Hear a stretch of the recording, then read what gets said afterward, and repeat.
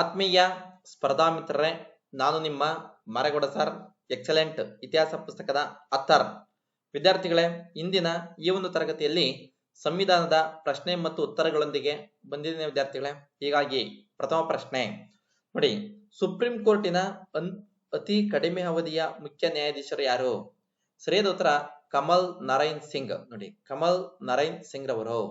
ಎರಡನೇ ಪ್ರಶ್ನೆ, ಹಂಗಾಮಿ ರಾಷ್ಟ್ರಪತಿಯಾದ ಮುಖ್ಯ ನ್ಯಾಯಾಧೀಶರು ಯಾರು?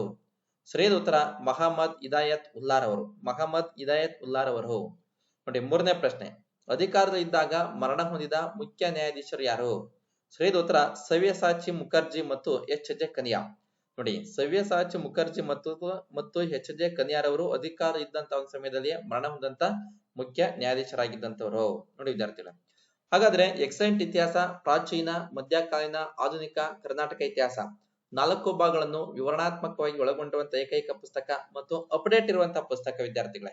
PC, PSI, FDA, STA, KS, prelims, mains, IAS, prelims ವರ್ಗನ್ನು ನಿಮ್ಗೆ ಬೇಕಾಗಿರುವಂತಹ ಪುಸ್ತಕ ಎಲ್ಲ ಆನ್ಲೈನ್ ಕೇಂದ್ರಗಳಲ್ಲಿ ಮತ್ತು ರಾಜ್ಯದ ಪುಸ್ತಕ ಮಳಿಗೆಗಳಲ್ಲಿ ದೊರೆಯುತ್ತದೆ. ನೀವು ಕೊಂಡು ಅಧ್ಯಯನ ಮಾಡಿ ಉತ್ತಮ ಫಲಿತಾಂಶ ಪಡೆಯಿರಿ ವಿದ್ಯಾರ್ಥಿಗಳೇ.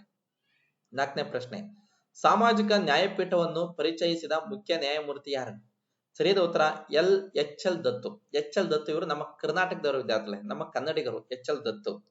5ನೇ ಪ್ರಶ್ನೆ, ಈ ಸಾಮಾಜಿಕ ನ್ಯಾಯಪೀಠವನ್ನು ರದ್ದುಪಡಿಸಿದ ಮುಖ್ಯ ನ್ಯಾಯಮೂರ್ತಿ ಯಾರು? ಸರಿಯಾದ ಉತ್ತರ ಟಿ ಎಸ್ ಠಾಕೂರ್. ನೋಡಿ, ಸಾಮಾಜಿಕ ನ್ಯಾಯಪೀಠ ಪರಿಚಯ ಮಾಡಿದವರು ಎಚ್ ಎಲ್ ದತ್ತು, ನಮ್ಮ ಕನ್ನಡಿಗರು. ಸಾಮಾಜಿಕ ನ್ಯಾಯಪೀಠವನ್ನು ರದ್ದು ಮಾಡಿದಂತ ಮುಖ್ಯ ನ್ಯಾಯಮೂರ್ತಿ ಅಂದಾಗ ಟಿ ಎಸ್ ಠಾಕೂರ್ ಅವರು. 6ನೇ ಪ್ರಶ್ನೆ, ಸುಪ್ರೀಂ ಕೋರ್ಟಿನ ಮೊದಲ ದಲಿತ ಮುಖ್ಯ ನ್ಯಾಯಮೂರ್ತಿಗಳು ಯಾರು ಅಂದಾಗ ಕೆ ಜಿ ಬಾಲಕೃಷ್ಣನ್ ರವರು.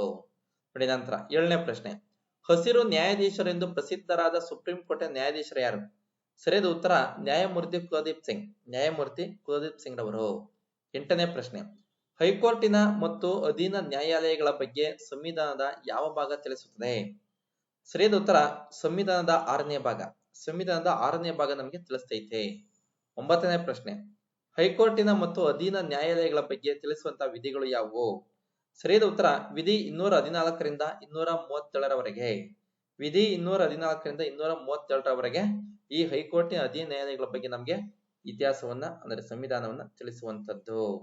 ನೋಡಿ ವಿದ್ಯಾರ್ಥಿಗಳು, ನಂತರ 10ನೇ ಪ್ರಶ್ನೆ, 1862ರಲ್ಲಿ ಪ್ರಥಮ ಬಾರಿಗೆ ಯಾವ 3 ಹೈಕೋರ್ಟ್ಗಳನ್ನು ಸ್ಥಾಪಿಸಲಾಯಿತು? ಸರಿಯಾದ ಉತ್ತರ ಕಲ್ಕತ್ತಾ, ಮದ್ರಾಸ್ ಮತ್ತು ಬಾಂಬೆ ಹೈಕೋರ್ಟ್ಗಳು. ಕಲ್ಕತ್ತಾ, ಮದ್ರಾಸ್ ಮತ್ತು ಬಾಂಬೆ ಹೈಕೋರ್ಟ್ಗಳನ್ನು ಸ್ಥಾಪನೆ ಮಾಡಲಾಯಿತು. 11ನೇ ಪ್ರಶ್ನೆ, 1864ರಲ್ಲಿ ಯಾವ ಹೈಕೋರ್ಟ್ ಸ್ಥಾಪನೆಯಾಯಿತು? ಸರಿಯಾದ ಉತ್ತರ ಅಲಹಾಬಾದ್ ಹೈಕೋರ್ಟ್. ಅಲಹಾಬಾದ್ ಹೈಕೋರ್ಟ್ ಸ್ಥಾಪನೆ ಆಯಿತು. 12ನೇ ಪ್ರಶ್ನೆ, ಕರ್ನಾಟಕ ಹೈಕೋರ್ಟ್ ಯಾವಾಗ ಸ್ಥಾಪನೆಯಾಯಿತು? ಸರಿಯಾದ ಉತ್ತರ 1884ರಲ್ಲಿ ಅಠಾರ ಕಚೇರಿ. 1884ರಲ್ಲಿ ಸ್ಥಾಪನೆ ಆಯಿತು ವಿದ್ಯಾರ್ಥಿಗಳೇ. 13ನೇ ಪ್ರಶ್ನೆ, ಕರ್ನಾಟಕ ಹೈಕೋರ್ಟಿನ ಕೇಂದ್ರ ಕಚೇರಿ ಎಲ್ಲಿದೆ? ಸರಿಯಾದ ಉತ್ತರ ಬೆಂಗಳೂರು. ನಮ್ಮ ಕರ್ನಾಟಕ ಹೈಕೋರ್ಟಿನ ಕೇಂದ್ರ ಕಚೇರಿ ನಮ್ಮ ಬೆಂಗಳೂರಿಗೆ ಐತೆ. 14ನೇ ಪ್ರಶ್ನೆ, ಭಾರತದಲ್ಲಿ ಪ್ರಸ್ತುತ ಎಷ್ಟು ಹೈಕೋರ್ಟ್ಗಳಿವೆ? ಸರಿಯಾದ ಉತ್ತರ 25 ಹೈಕೋರ್ಟ್ಗಳು. 25 ಹೈಕೋರ್ಟ್ಗಳನ್ನು ನಾವು ಅಧ್ಯಯನ ಮಾಡ್ತೇವೆ. 15ನೇ ಪ್ರಶ್ನೆ, ಪ್ರತಿಯೊಂದು ರಾಜ್ಯಗಳಲ್ಲಿ ಹೈಕೋರ್ಟ್ ಸ್ಥಾಪನೆಗೆ ಅವಕಾಶ ನೀಡಿರುವ ವಿಧಿ ಯಾವುದು? ಸರಿಯಾದ ಉತ್ತರ 214ನೇ ವಿಧಿ. 214ನೇ ವಿಧಿಯಾಗಿರುವಂತದ್ದು. 16ನೇ ಪ್ರಶ್ನೆ, 2 ಅಥವಾ 2ಕ್ಕಿಂತ ಹೆಚ್ಚು ರಾಜ್ಯಗಳಲ್ಲಿ ಒಂದೇ ಹೈಕೋರ್ಟ್ ಸ್ಥಾಪನೆಗೆ ಅವಕಾಶ ನೀಡಿರುವ ವಿಧಿ ಯಾವುದು? ಸರಿಯಾದ ಉತ್ತರ 231ನೇ ವಿಧಿ. 231ನೇ ವಿಧಿ. 17ನೇ ಪ್ರಶ್ನೆ, ಹೈಕೋರ್ಟ್ ರಚನೆಯ ಬಗ್ಗೆ ತಿಳಿಸುವ ವಿಧಿ ಯಾವುದು? ಸರಿಯಾದ ಉತ್ತರ 216ನೇ ವಿಧಿ. 216ನೇ ವಿಧಿ. 18ನೇ ಪ್ರಶ್ನೆ, ಹೈಕೋರ್ಟ್ ನ್ಯಾಯಾಧೀಶರ ನೇಮಕ, ಅರ್ಹತೆ, ಅಧಿಕಾರಾವಧಿ, ವೇತನ ಇತ್ಯಾದಿ ತಿಳಿಸುವ ವಿಧಿ ಯಾವುದು?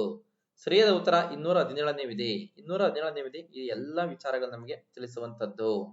ನಂತರ 19ನೇ ಪ್ರಶ್ನೆ, ಹೈಕೋರ್ಟಿನ ಮುಖ್ಯ ನ್ಯಾಯಾಧೀಶರನ್ನು ನೇಮಕ ಮಾಡುವವರು ಯಾರು? ಸರಿಯಾದ ಉತ್ತರ ರಾಷ್ಟ್ರಪತಿಗಳು. 20ನೇ ಪ್ರಶ್ನೆ, ಹೈಕೋರ್ಟಿನ ಇತರ ನ್ಯಾಯಾಧೀಶರನ್ನು ನೇಮಕ ಮಾಡುವವರು ಯಾರು? ಸರಿಯಾದ ಉತ್ತರ ರಾಷ್ಟ್ರಪತಿಗಳು ಇದರ ಒಂದು ಹೈಕೋರ್ಟಿನ ಇತರ ನ್ಯಾಯಾಧೀಶರನ್ನ ನೇಮಕ ಮಾಡುವಂತ ಅಧಿಕಾರವನ್ನ ಹೊಂದಿದ್ದಾರೆ. ಹೀಗೆ ವಿದ್ಯಾರ್ಥಿಗಳು ಕೇಳಿ, ಶೇರ್ ಮಾಡಿ, ಲೈಕ್ ಮಾಡಿ, ಸಬ್ಸ್ಕ್ರೈಬ್ ಮಾಡಿ. ಮತ್ತೆ ಮುಂದಿನ ತರಗತಿ ಭೇಟಿ ಹೋಗೋಣ. ಎಕ್ಸಲೆಂಟ್ ಇತಿಹಾಸವನ್ನ ನೀವು ಕರೆಕ್ಟ್ ಆಗಿ ಅಧ್ಯಯನ ಮಾಡಿದ್ದಾರೆ ವಿದ್ಯಾರ್ಥಿಗಳೇ.